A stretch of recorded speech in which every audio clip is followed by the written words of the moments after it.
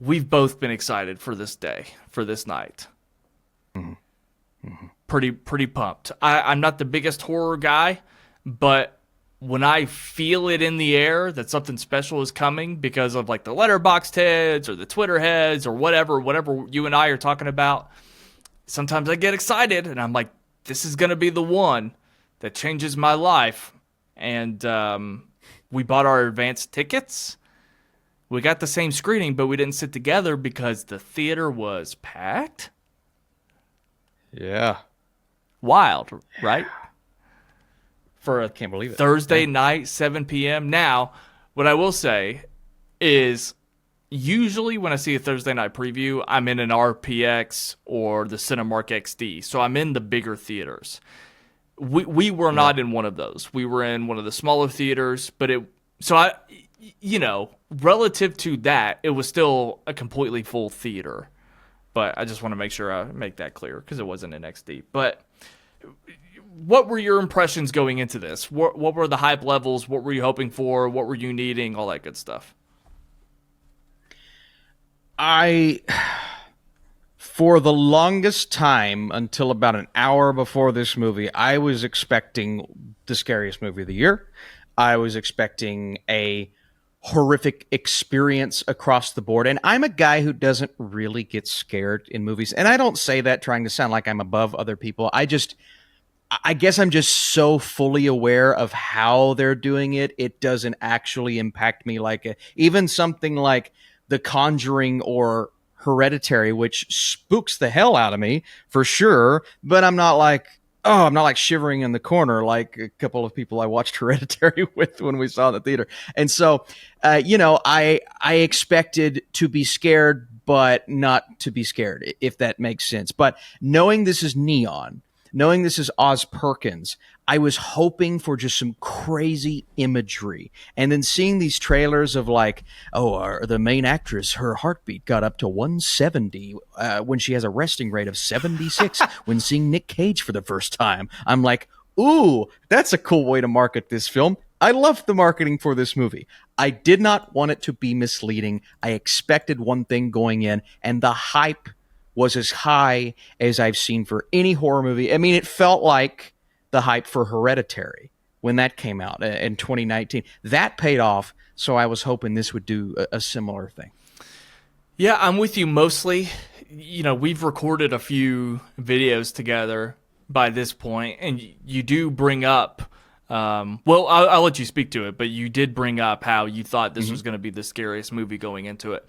I don't know if I felt that necessarily. I was reading a lot of the words that I like to hear, like unsettling, dread. It makes me think about movies I love, like The Witch. And I was pretty excited for the atmosphere of it, I guess, like the vibe of it. And something excited me about seeing Nicolas Cage in like a proper film too. And I didn't really know his level of involvement. I just knew that he was in it. So I was like, oh, this is going to be really interesting. A neon horror movie. I want to see what Nicolas Cage can bring to it. And I'm not even sure I knew which character he was playing, too. I was just excited to see him in something like this. And I like Micah Monroe. By the way, she completely just removed... Do you remember the chick from Chronicle? Yeah. I don't know her name, but I feel like Micah Monroe just came in and took her place. What was her name? I don't know why I'm bringing this up. Ashley Henshaw played a character named Casey in Chronicle, and I used to get them confused all the time, like back in the 2010s, like when they were both coming up. I used to get them confused all the time. Yeah. She was in True Detective? Interesting. What was that? That must have been season 2. I guess she was in season 2. It had to. Anyway, so where did that girl go? Anyway, Micah Monroe. I like her. I liked It Follows fine, and was excited to see her come to the forefront as well. So I just felt like all these interesting things were vibing to me. The marketing looked cool. The posters, those big, huge letters, it all looked fun. Yeah. And to go on and just kind of dive in a little bit, I think this is maybe the first time you and I have walked out of a movie. I don't know. Is this the most different we have felt coming out of the theater?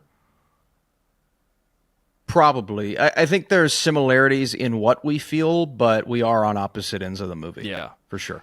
This is the least prepared I've been on a podcast, but it's exactly why I need this podcast. Because when we were filming those videos, I was sifting through my thoughts in the moment, just babbling like a moron. It didn't make any sense. I was talking about how I was disappointed in the movie, but also talked about how it reminded me of all these prestigious directors and things that I loved. I didn't make any sense. I don't know how much sense I'm going to make, but we're going to work through this together. Yeah. So we'll work through it. So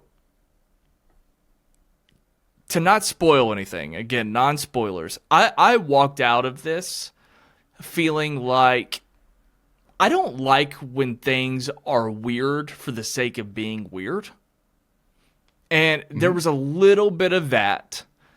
And ultimately, there were a few things as I'm watching the movie in terms of the vibe and the tone. I'm like riding this line, right? Like I was either going to love it or hate it. And what was going to make me hate it is if we like fell off what we were doing tone-wise.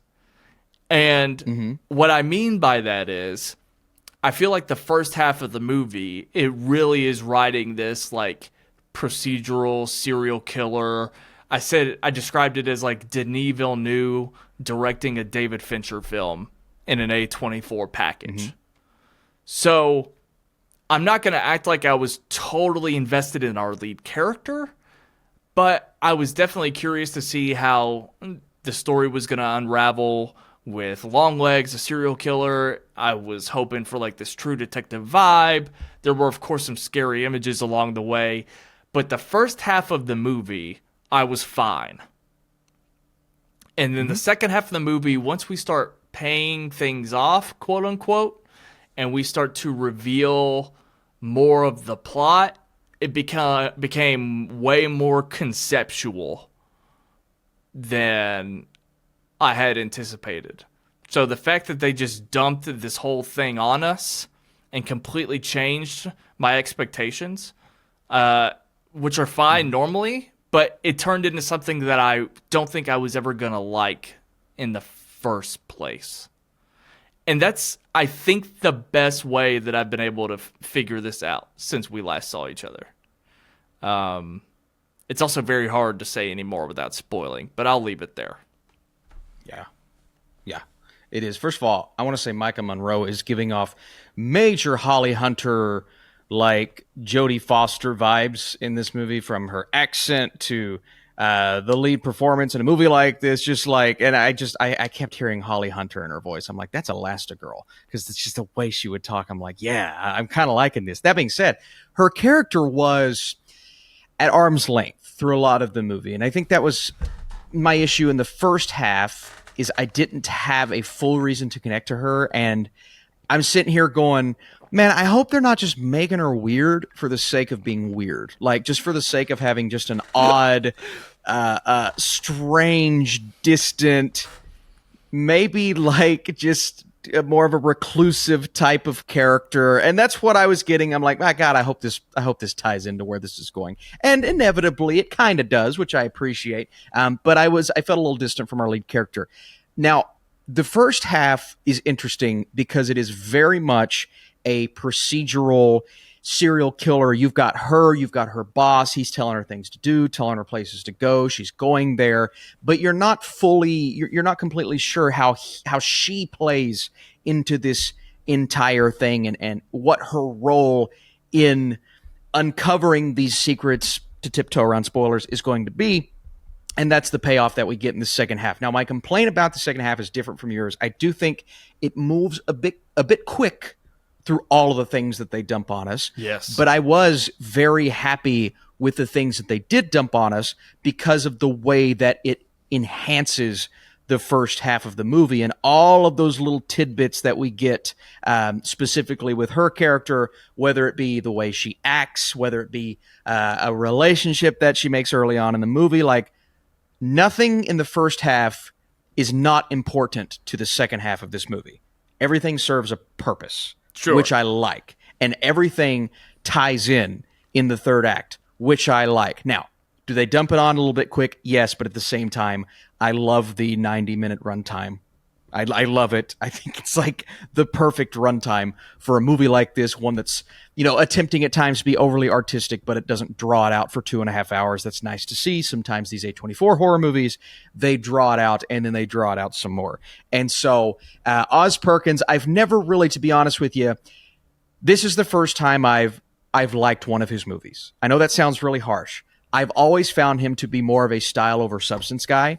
And so when I heard this was going to be his horror masterpiece, I'm like, oh, baby. So we're finally getting the substance with the style, which is amazing. And if you're looking at this as a pure horror movie, I don't think it is that substance with that style. And I think a lot of people are going to walk out disappointed. I expect this cinema score to be low because I expect audiences to be very divided and not get what they were looking for. But even within that, the movie that we do get, the movie that we are given, and as we progress, and the satanic elements that do leave you unnerved and do kind of get under your skin towards the end, even though I wouldn't consider them scary, that's what kind of worked for me. And being someone with the religious background and seeing how Satan himself, the devil, works his way into some of these characters and how they're mixing this very grounded serial killer story with something that's a little less grounded. And that is a combination that rarely works. And I don't think they fully nailed it here, but I do think they had some things cooking in that third act that kind of mixed that together nicely. This is my first Oz Perkins film ever. So, but shout out to the Perkins family. Okay. Because we got back-to-back representation because they did a Psycho homage and vaccine. So, oh, nice. Yeah, you're right. So, I think we talked about how the first half feels police procedural, and that's the part that I was on board with the most. But it might be unfair to do this, but if we talk about how or why that was or wasn't successful, there wasn't enough of the investigation for me. Like, I feel like I would have been more involved as a viewer in the movie if there was just more to the investigation. Like, I wish that we interviewed some more people that were related to these murders, like in Prisoners, for example. We sidestep what we're doing to deal with Paul Dano, then David Dismalchin, and so there's other mysteries and elements. There's not really a lot there in terms of feeling about it, like more of like a whodunit aspect. I'm not saying that it needs to. It didn't need to happen at the risk of lengthening the movie more, because I do agree that an hour 41 minutes, that was a sweet spot. If we just utilized our time a little bit better, I think I would have been more involved as a viewer. But when it's already sort of a slow burn and it's weird and it's moody and you're asking a lot of me already, there are 2 exposition dumps in the second half of the movie that really explain what we're doing here.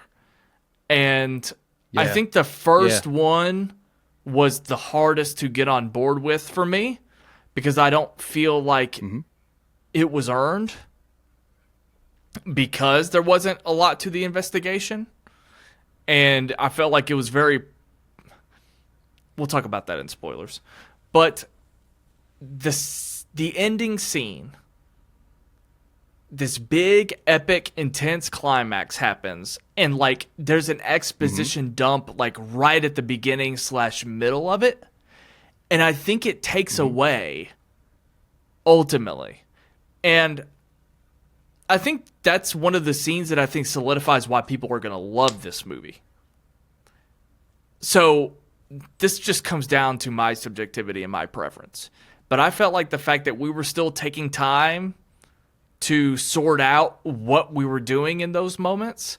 There's a version of that scene and a version of this movie where I would have been throwing up on the floor because my stomach would have been churning. And on paper, it's a pretty intense moment. And I think it's going to be a scene that pays a lot of stuff off for fans. Like I said, I think the scenes that I'm speaking to are also why people love the movie.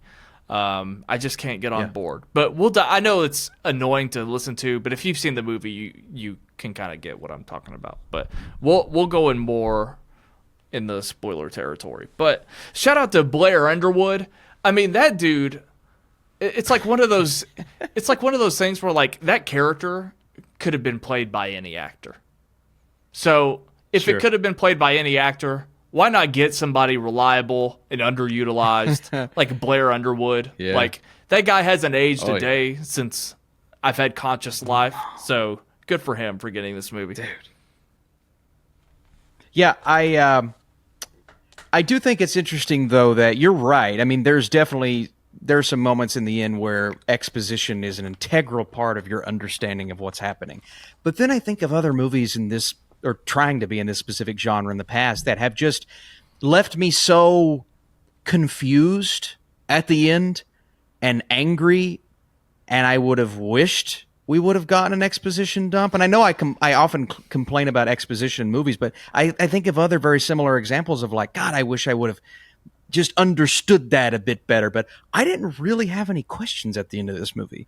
I think that's one cool thing that I rarely say about these artistic horror films is I never, like maybe the process of the investigation, but knowing who was doing what and what the ties were and what the connections were, I had none of those questions, and I completely understood. I just had to get on board with the satanic element of it all. And, you know, it's a very grounded film. Maybe some won't choose to be like, oh, that fits in a movie like this, because maybe it won't for a lot of people.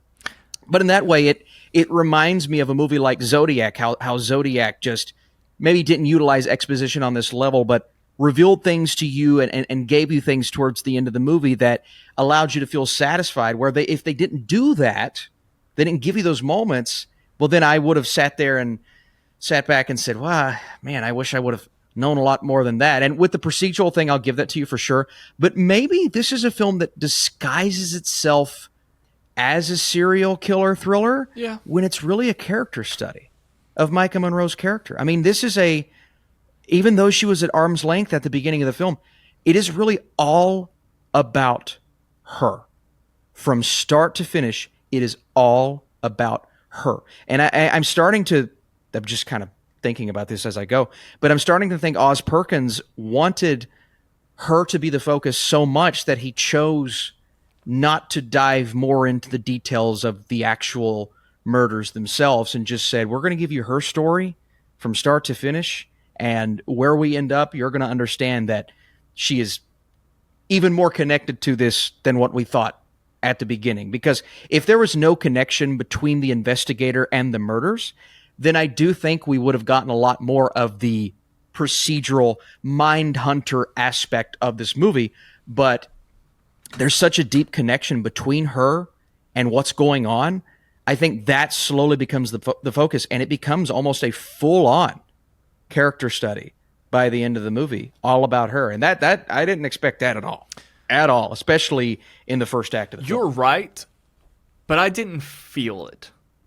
I wasn't that invested and engaged in her story to begin with, and then the more that we learn about her and the concept and the ideas, it did not feel earned to me.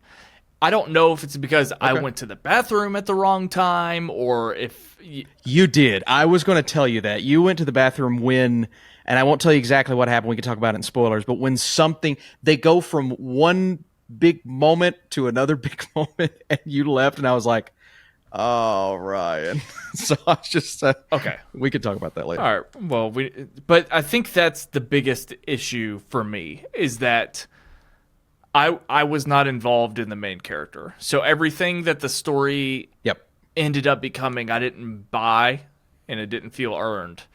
And again, this is exactly why we need to have discussions like this so that I can work this stuff out. But Sure. look, at the end of the day, I'm thankful that I didn't hate it by any means. Like I'm not pissed. I'm disappointed.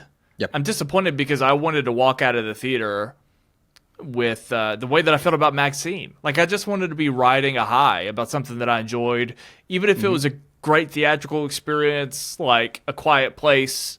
Even though I'm kind of whatever about the story, it's like I wish I had something to revisit. I wish I had something that I felt like I could recommend to people. It seems like the internet's going to do all the recommending for me anyways, so I'm good with that. But like I don't have anywhere to take this. So that's why I'm disappointed. Yeah. I wish I would have been a big Longlegs fan. But, I'm not a big metaphorical horror guy either. Like we talked about that, and I think you kind of referenced it too. But like a movie like Men, those movies piss me off. Lighthouse made me feel that way, where I'm just like, get me out of here. Like, what a waste of my time. At least the Lighthouse became a meme. Men just pisses me off.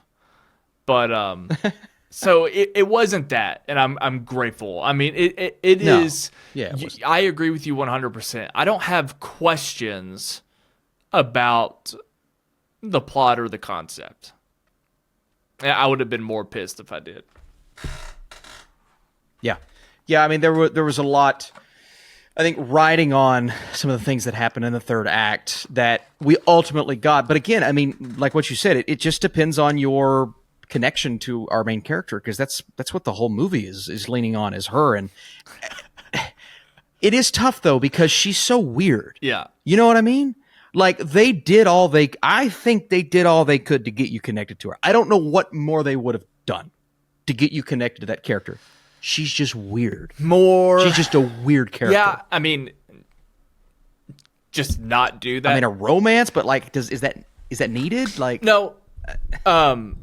I personally, if she just wasn't weird, I would have been fine. Like that's what I'm talking about. That's the thing. Yeah.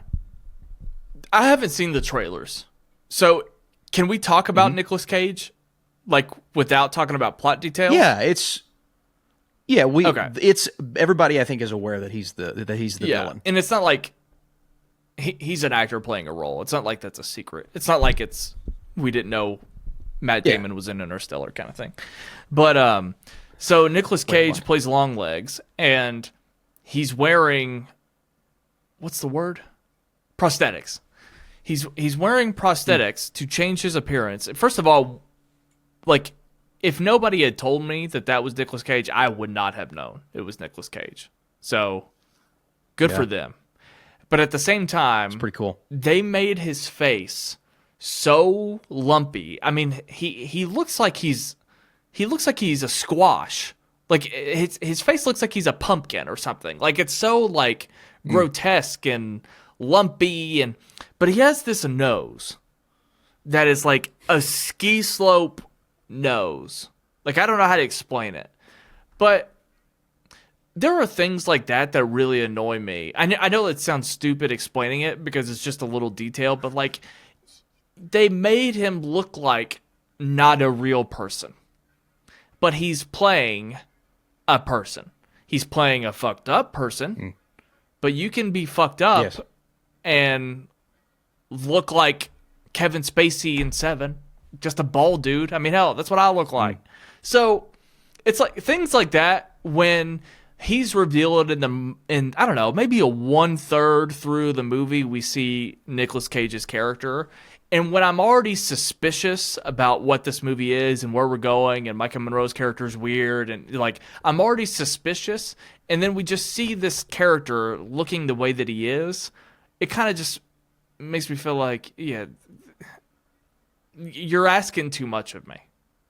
Like, go with the idea that he doesn't have to look like Nicolas Cage, but also you went too far with the character design. And so things like that really bother me. I don't know if that sounds stupid to people or not, but I think that way about things in all kinds of movies, not just this. So. Have you ever been to Floyd County, Kentucky?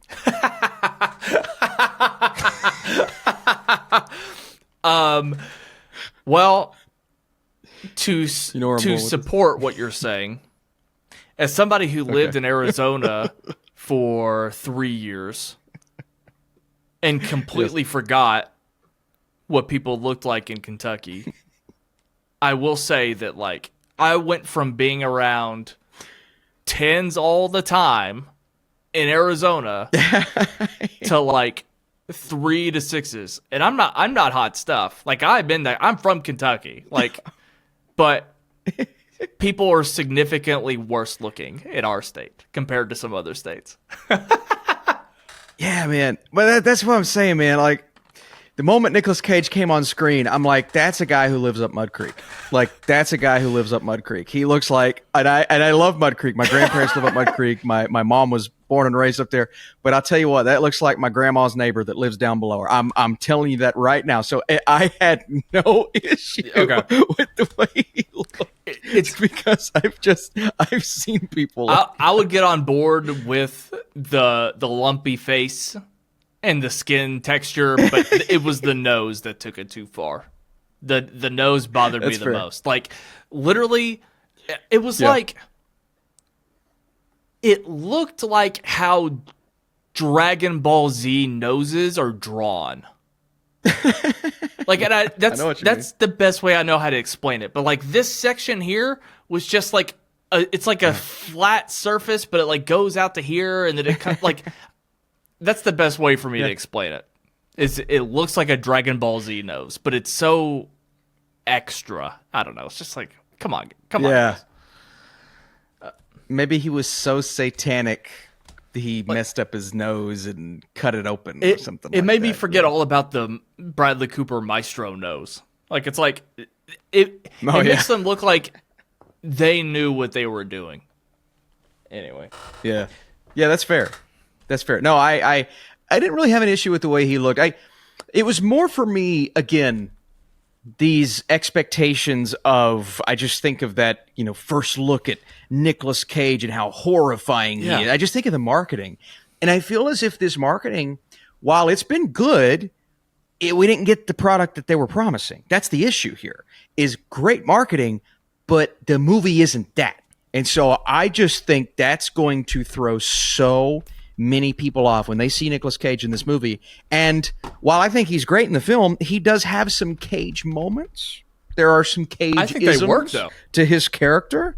I think they work. Exactly. Yeah. They work, but are they the most terrifying thing you'll see in 2024? No. Absolutely not. Disturbing, but not that. And so I think that's where, I kind of start to go off with this film is it delivers something interesting, but not what everyone will expect it to deliver. And I think that's going to cause a very divisive response when actual audiences start to see this film. I even had a text after this movie was over. He said, "Hey, man, is it the scariest movie of the year?" And I'm like, oh, man.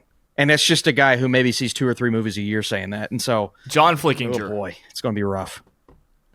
Okay. Oh, no, it wasn't John, but John, I'm curious to see what he thinks. He's going to text me after his. I was making a joke that Flickpick doesn't watch movies. Anyway, I didn't get that. Speaking of divisiveness, John, that's great.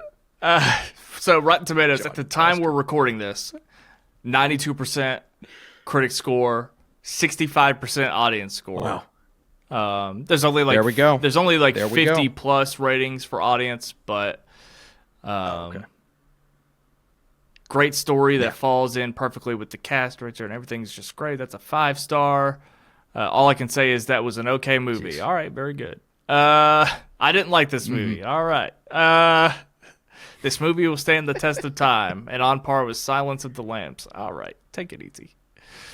This is the worst movie I've paid to see this year. Yeah, all over the place. Just wow. Yeah, that's what I expected. So what happens? That's what happens when you build people up to think that they're getting a certain thing, and it's the studio, but it's also these early reactions. Man, the hyperbolic statements, and I have been guilty of this before, okay? I've tried to cool it over the last year, but the hyperbolic statements of every movie being the scariest or the greatest or the most fun or the most phenomenal, like, just got to take it easy with these types of things because you're going to get people's expectations so different than where they need to be.